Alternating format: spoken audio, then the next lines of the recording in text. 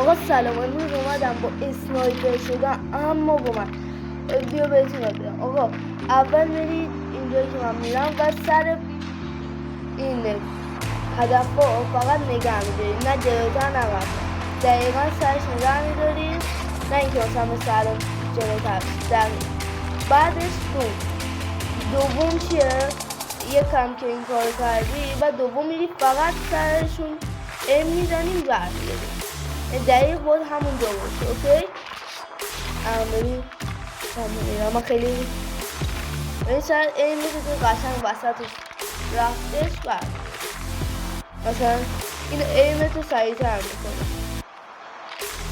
بعد اینکه این کارا رو کردی میری کجا؟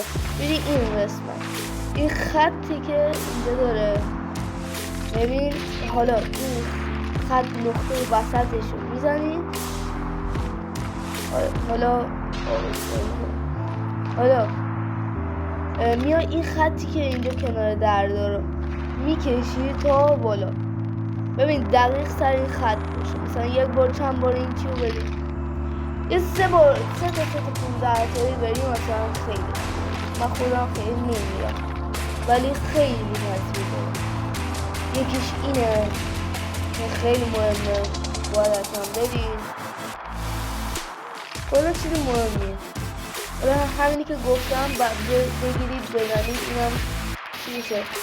بعدش هاد خیلی مهمه، این بیت هاد منو الان داشته باشیم، این خیلی خوبه، چون که من اینی که دارم میگم حتما دیگه بود از الان میگه 100% باید از دو انگشتی در آمده، حتی سه انگشتی.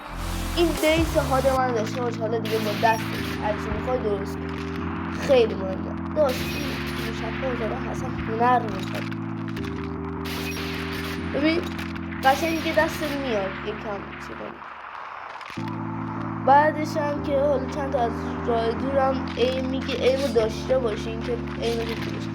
ببین میاین فقط سر با که ایمتو نگه میداری که مثلا داخل کانتینره و این باش، یا مثلا بریم سر نقطه این وسط. کلا این کارا رو بکنید و که ایمتون خیلی تاثیر میده، بپرید چی کنید.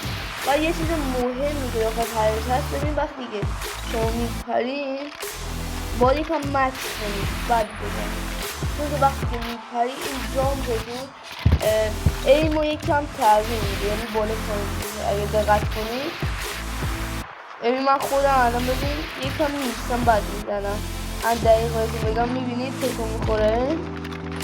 این خیلی مهمه، وقتی میپرید یکم صبر کنید بعد حالا میتونید بزنید. اینجوری 90%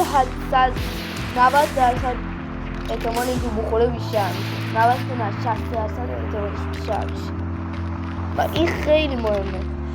مثلا چند بار این بگیرید سر نقطه، فقط بدون هدف هیچی رو نزنید. مثلا یکی رو دیده بودم فقط تیر میزنه، این تیر به هدف داشته باشه. خدا بزرگ